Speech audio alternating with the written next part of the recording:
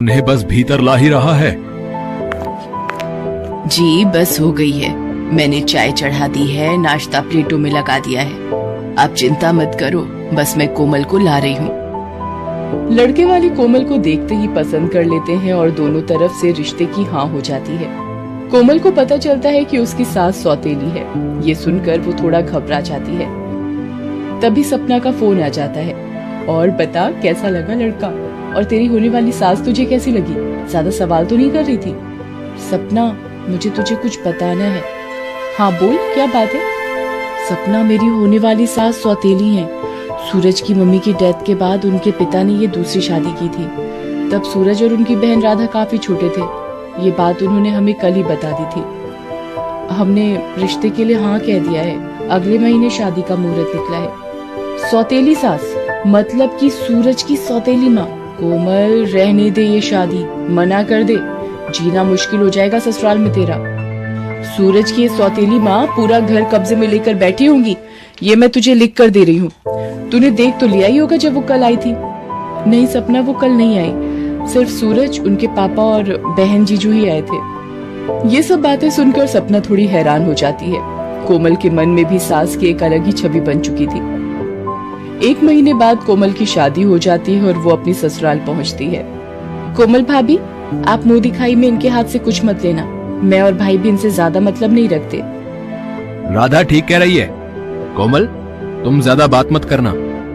वो हमारे पिता की दूसरी पत्नी है, इससे ज्यादा वो हमारे लिए कुछ भी नहीं। कोमल चुपचाप सूरज और राधा की बातें सुनती रहती है। एक शाम कोमल अपने कमरे में होती है। कोमल बहू, क्या मैं अंदर आ सकती हूँ? जी जी माँ जी, आपको पूछने की क्या जरूरत है, आइए। कोमल बेटा, मैं तुम्हें शादी के बाद कुछ भी नहीं दे पाई, इसलिए ये मेरी तरफ से एक छोटा सा मुंह दिखाई का तोहफा रख लो। जी, ये हार तो बहुत सुंदर है। शुक्रिया माँ जी, मुझे बस आप आशीर्वाद दीजिए कि मैं अपनी बहू होने की सारी जिम्मेदारियां निभा सकूं। कोमल, घर में किसी भी चीज की तकलीफ हो तो मुझसे कहने में बिल्कुल मत हिचकिचाना।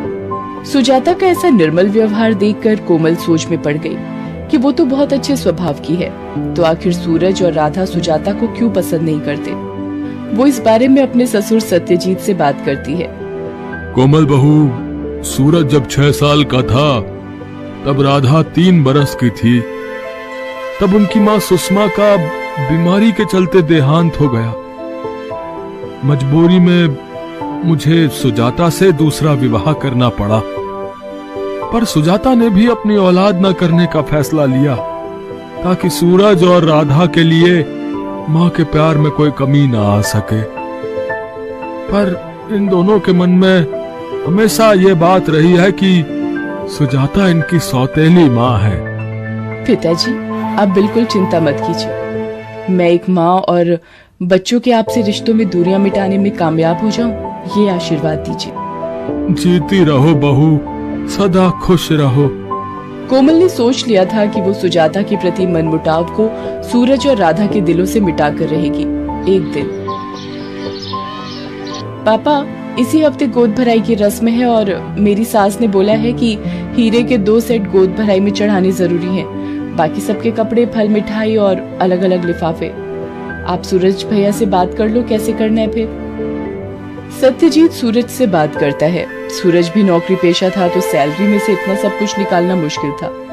कोमल सत्यजीत से कहती है, पापा जी, मैं आपकी कुछ मदद कर सकती हूँ? मेरे ये कुछ गहने, आपको यदि इनसे थोड़ी मदद मिल जाए।